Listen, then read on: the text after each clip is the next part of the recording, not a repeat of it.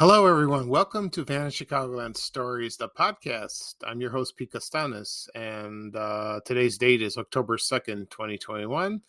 This episode is number 64, season 3, and we have an interesting show coming up. I will talk about two things. First, I will talk about a restaurant called Schulien's, and that was located on the north side at 2100 West Irving Park Road. And the second thing I will talk about is the 60th anniversary of the Dick Van Dyke Show. And I will talk about the show and my memories of watching the show. So that would be a lot of fun. But first off, before I start, we'll go into commercial. And this program is brought to you by Hydrox Cookies from the Sunshine Company. And here's a commercial from 1966. Enjoy. These are cookies. Cookies are good to eat. Do you like cookies? I like cookies. Do you like this cookie? I like this cookie. This cookie is the perfect combination of delicious chocolate with just the right amount of vanilla filling. Do you know its name? Sunshine Hydrox? Which cookie is perfect as dessert or with your favorite desserts? Sunshine Hydrox. And which cookie is the original cream-filled chocolate cookie? Sunshine Hydrox. Anybody knows that. We're so done with New Year, New You. This year, it's more you on Bumble. More of you shamelessly sending playlists, especially that one filled with show tunes. More of you finding Geminis because you know you always like them. More of you dating with intention because you know what you want. And you know what? We love that for you. Someone else will too. Be more you this year and find them on Bumble. Okay, I am back. I hope you enjoyed that commercial for Hydrox Cookies. I will talk a little bit about that product. When I was growing up, one of my favorite cookies was Oreos and also Chips Ahoy from the Nabisco company. But here's an interesting history about the Hydrox cookie. This was introduced before the Oreo. Hydrox was introduced in the United States in 1908, and the Oreo was introduced in 1912, and it was claimed it was an imitation of that. Which is interesting if you see it that way. Then, as the years went on, the Oreo became very popular, and a lot of people perceived the Hydrox cookie as an Oreo off-brand. Well, we'll see about that.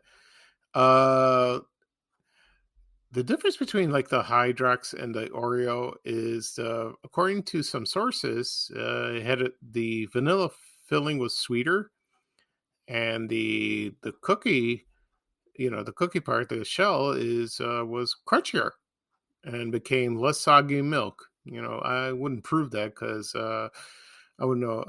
Hydrox, I've had it when I was a kid, and I liked them very much. It was less sweet than the Oreo. And the Oreos, I'm too addicted to them. I can eat like a whole pack of them in one sitting, with a big glass of milk. But, right now I'm trying to be careful. And Hydrox was still around. And it was in the Sunshine Biscuit Company. That's where they make them. And it was purchased by Keebler in 1996. And they replace the Hydrox with a different formula called Droxy's.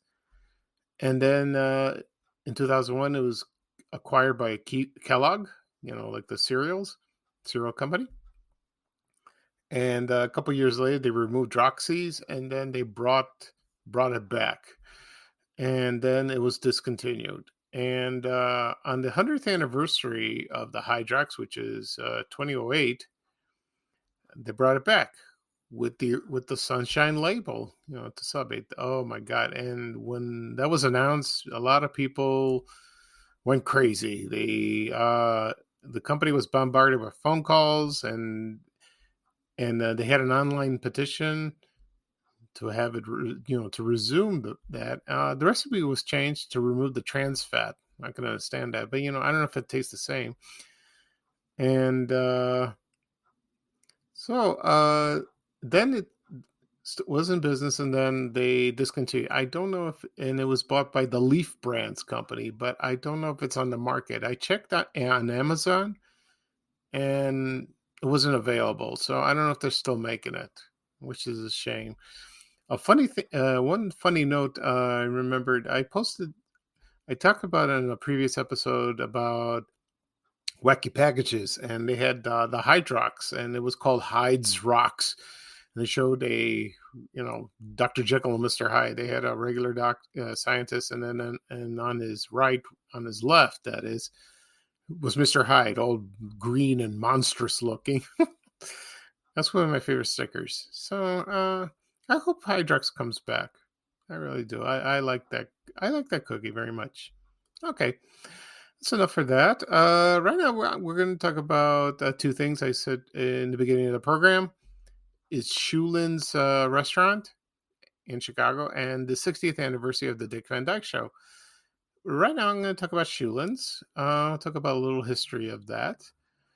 I had to find some sources on the internet, and there were articles written about this place. And, I'm a Southsider, and I was not familiar with this restaurant. But a lot of people who live in the city did, and they remember fondly of it. And I'm going to read a little history of that. And it was called Schulien's Restaurant Saloon, and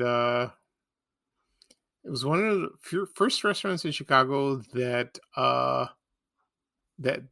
magicians performed, in the early days. And so the restaurant was founded by Joe Schulien, and he was a beer wagon driver for Schlitz Beer. And then he got into business. He owned a few salons around the city. And then in 1916, he purchased a building at 1800 North Halsted. I think before that, it was on LaSalle and Randolph. Yeah, I'm sorry about that. And he named it the Quincy Number 9, and then for a little while, then he moved it to 1800 North Halsted Street, and he renamed it the 1800 Club. And then a lot of people knew it as Schulien's. I'm sure he changed it after that. And then in the 1910s, vaudeville. A lot of young people don't know about that. That was like live entertainment, performances like singing, dancing, juggling acts, magic, comedy, old jokes. And Schulien's son was Matt Schulien. And one day he was looking at magicians perform, like, for example, Harry Houdini and Harry Blackstone. And he caught the magic bug. So he's observing them, and then he got hooked on magic. And then he told his father that I found my found hobby, and I want to do this. And his father Joseph said, no, I want you to go to college and all that. But so they made a deal. Matt would perform magic to bring in crowds, and his father would sell them drinks. So they came to an agreement for that, which is nice. And so he performed for many years, and most of the time he performed card tricks, like that. It's still done to this day. And he would say, jokes during the, when he performed magic. Reminds me of Marshall Brodeen. But Marshall Brodeen, I remember when he performed magic or did the only thing he used comedy when he was Wizzo the Wizard on Bill's Circus. But when he was a regular magician, he was less comical. So he did that. And so after that, then around 1948, Joe Schulien retired and the the bar closed and they moved to 2100 West Irving Park Road on the north side. And that was bought. Two people bought the bar on North Halsted, and it's now the Black Duck. I don't know if it's still there. I'm not sure. And according to some sources, there was a lot of the walls from the bar had memorabilia, photographs of celebrities, magicians, and that's a fascinating place like that. And then when Matt Schulien passed away in 1967, his son Charlie continued the tradition. He performed, and he did that for a long time. And he died in 1998 at the age of 68. And interesting thing, Charlie Schulien appeared in a Schlitz beer commercial with his son Bobby in 1979. I haven't seen the commercial yet, but I'm going to find it. I think it's out there, maybe on YouTube or some website. And he took over the restaurant. Charlie took over the restaurant in 1975, and he did what his father did. And then, when he died in 1998, his son Bobby took over. And so he was the grandson of Matt Schulien, or the great-grandfather of Joe Schulien, and he continued that tradition. And Bobby, I think he passed away in 2009. And I don't know if there's anyone else in the family that's performing. I have no idea. Okay. So it could be a nephew, could be a family member. I don't know. So anyway, then the Schuliens sold the property, and then to the owners of some place called the Twisted Lizard in Lincoln Park. And I never heard of this place. Sounded interesting. I thought a Twisted Sister. And they transformed it to the Irving Ale House for a short time. And then now it's called O'Donovan's. And it's still in operation. And last I heard, magic is still performed there, but not anyone from the Schuliens family. It's other two well-known magicians in the area. Their names were Al James and Jim Krzek. I think Jim Krzek died, and I think Al James is still performing. I don't know, maybe retired. I have no idea. So, I've never been to this place, but it sounds interesting. Someday I would like to do that. I would like to go visit and maybe ask if they're still performing. If Magic still perform there. Okay. So that's it for Schulien's restaurant. And I had a menu on file, and mostly it served like German cuisine, like Wiener Schnitzel and corned beef. Not corned beef, that's not German. And so I don't know what the food was. I'm sure it was excellent, according to some people. Okay. Yeah, I apologize for that. So that's all for Schulens. And now I'm going to talk about the 60th anniversary of the Dick Van Dyke Show. And you're asking yourself, why am I talking about this show? That happened like the last episode when I talked about the 60th anniversary of Hazel. It's not really Chicago related, but it really is when people remember watching the shows on TV during the 60s and the 70s and 80s reruns. So, but the Dick Van Dyke Show was also special for me because I love the show and I still do. I watch it on reruns if I have time, and the first time I bought it on DVD was like 2000, in the early 2000s, and I sold that, and I bought the Blu-rays about a couple years ago. I have not watched them yet. I will, and I heard it looks gorgeous. It looks beautiful. So one day I will maybe do a Dick Van Dyke Show marathon on a weekend and watch a few episodes on Blu-ray and see how it looks. Okay. Right now, I'm going to play the theme song of the Dick Van Dyke Show from season 1. This is not the most famous theme song that we all know. Da na na na na na. It's not that. This is the one they used first. And that was, they only used that for about half a season. And it's not with Rob Petrie when he came home and he say hi to everyone. He tripped over the ottoman.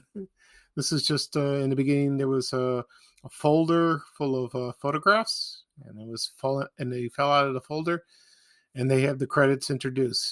But then they changed the theme song to the now famous theme song, but the introduction was still there. But when the time they went to the second season, they had the famous intro that went on from season 2 all the way to the last season, which is season 5. So I'm going to play the first season theme song that was only used for half the season. So enjoy. The Dick Van Dyke Show.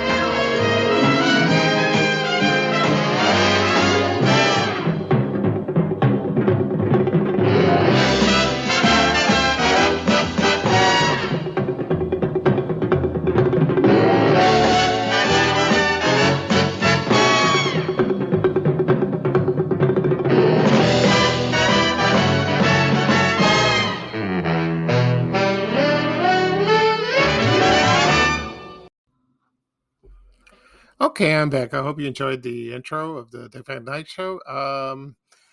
Every time I think of the show, I can't get that theme song out of my head. Da da da da da da da da da da da da da. Whoop! I love that. It's hilarious. One time the only episode they did that when they sang the theme song was the Christmas episode, and that was they featured the cast members. And at the end of the show, they start singing the theme song. And it's very enjoyable. On WGN, they used to play a clip during the holiday season in the 70s. And they showed 2 clips.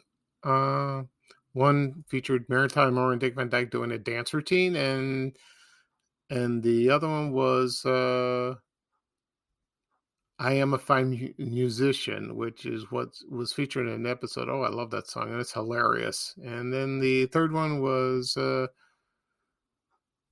No, that was it. The first one when they did the dance routine, that's when they all came out and then they started singing. So I haven't seen the episode in a long time, but it's very enjoyable.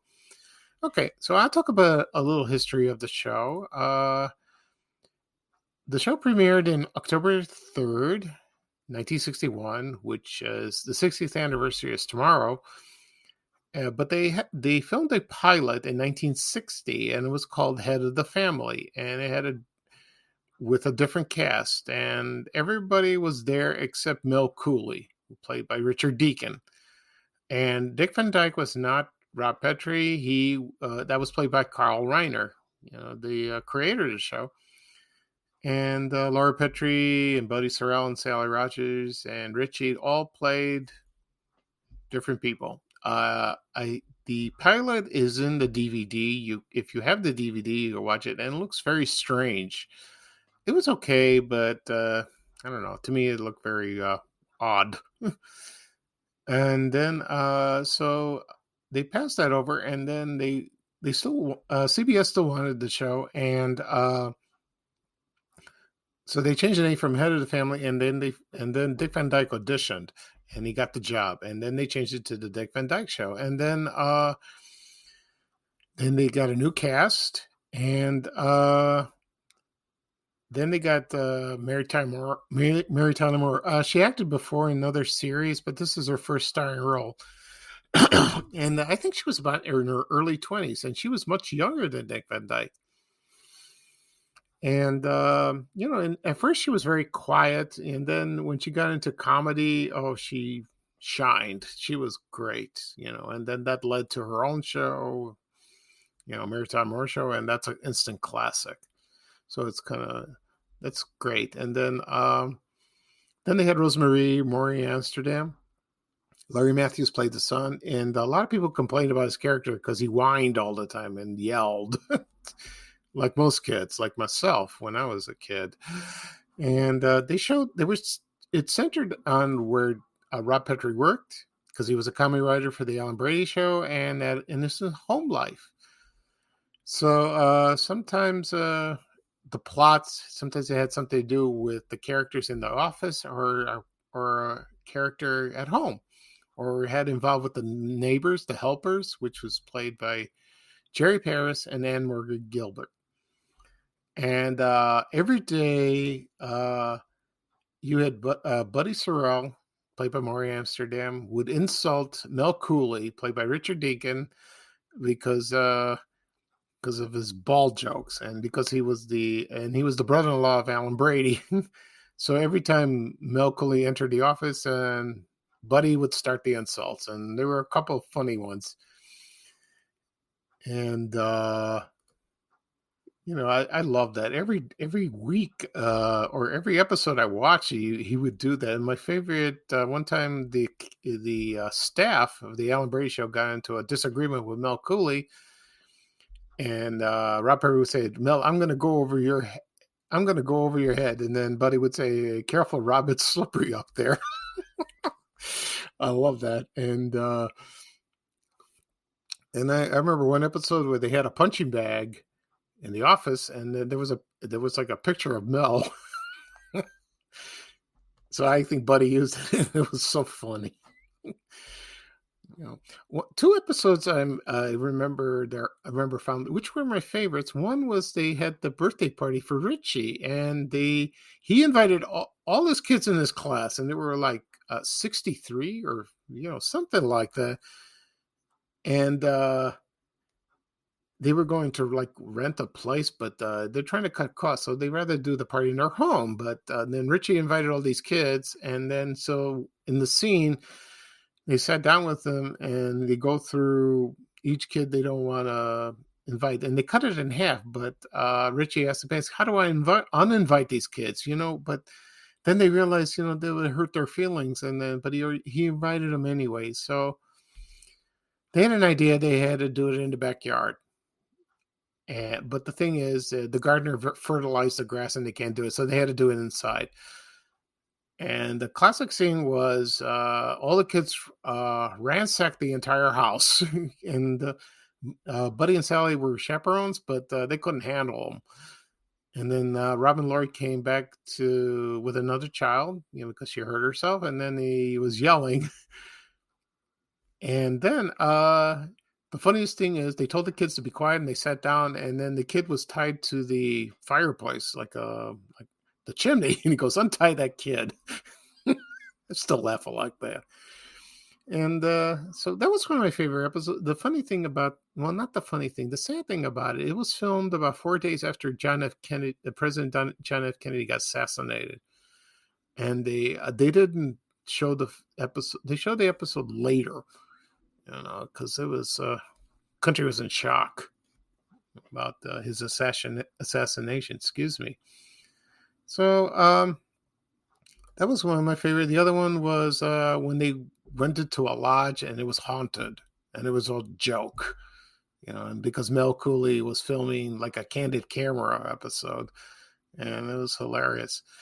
Anyway, I'll go very quickly about my memories. The first time I saw Dick Van Dyke Show was on WGN Channel 9. It was at 6:30 in the evening.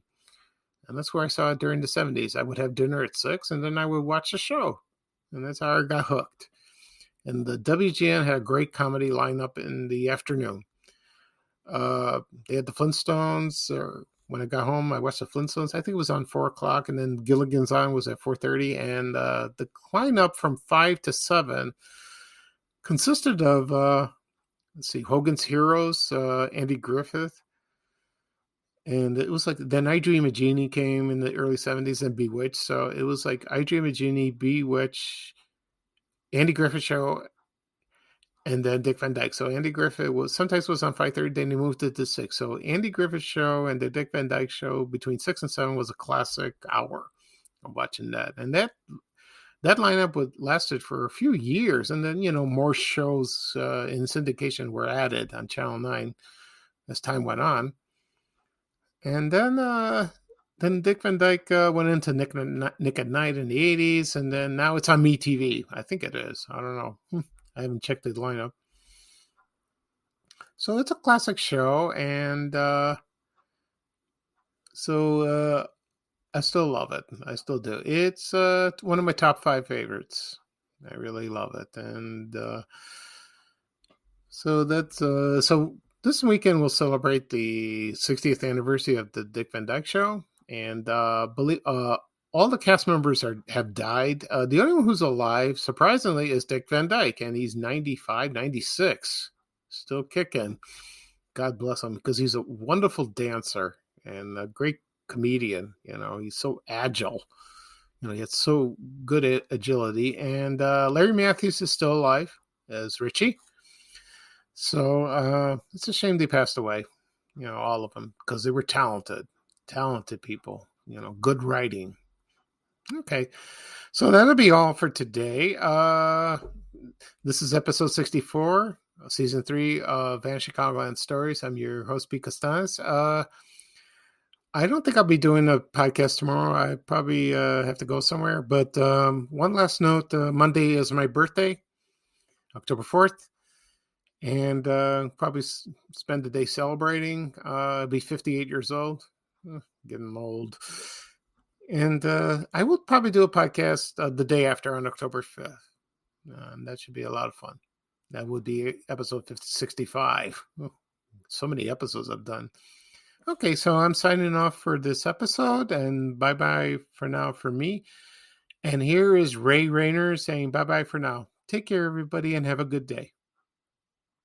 We have to go. Bye, bye, bye.